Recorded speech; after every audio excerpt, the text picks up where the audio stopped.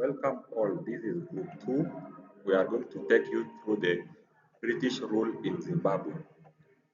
Uh, we are going to start with introduction to the British rule in Zimbabwe.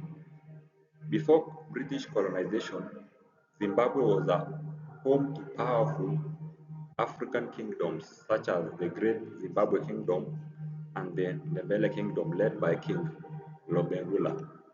British colonization of Zimbabwe was mainly driven by economic interests, particularly the search for minerals and fertile soils. The British South Africa Company (BSAC) (BSAC), led by Cecil Rhodes, played a major role in colonizing Zimbabwe. As the process of colonization was from between 1888 to 1923. We are going to start by how that process was. Number A, treaties and deception. In 1888, Cecil Rhodes, the British South Africa Company, tricked King Lobengula into signing the Root Concession, which allowed the British to mine in the Ndebele territory.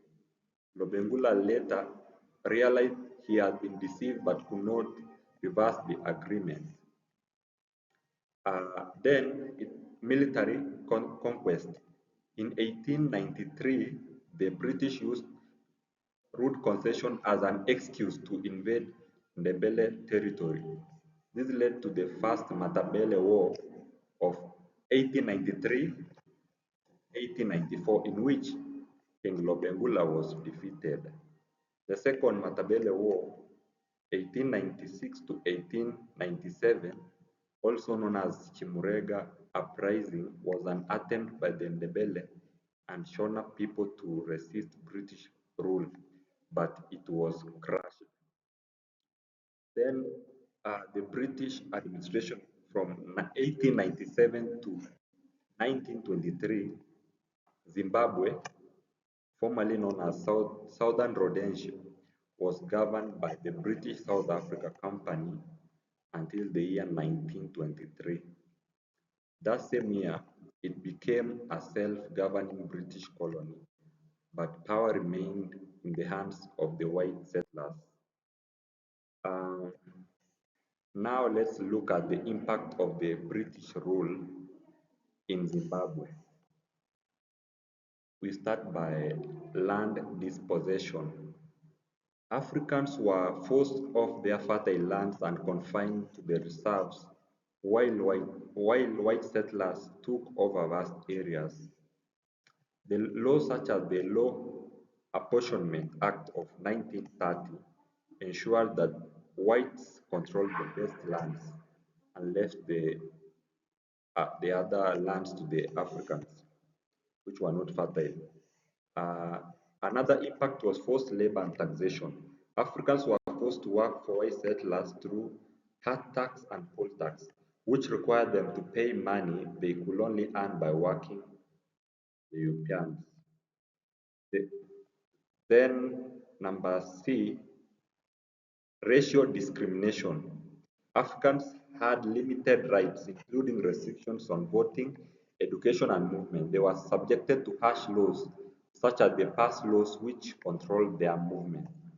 Now I'm going to welcome my partner, Judy, to take you other through the other point.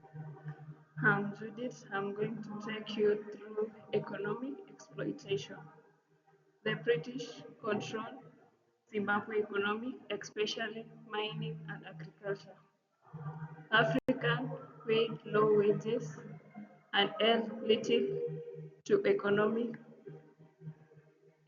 opportunities, resistance and nationalism.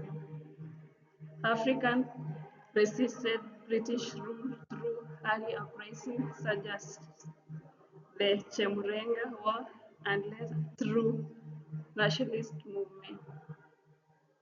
Nationalist leaders like Joshua Namco Sabu and Robert Mugabe Zanu fought for the independence.